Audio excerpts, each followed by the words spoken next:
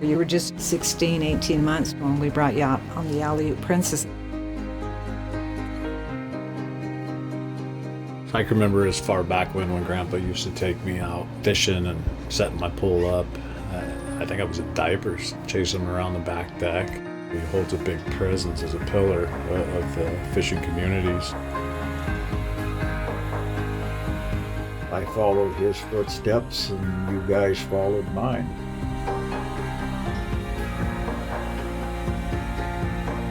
That place where your great-grandparents homesteaded out North Douglas at Fish Creek is where you caught your first fish.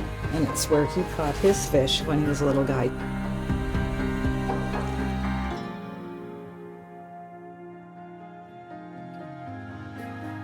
Up in Alaska, fishing's the source, it's the lifestyle. It's our backyard and opportunity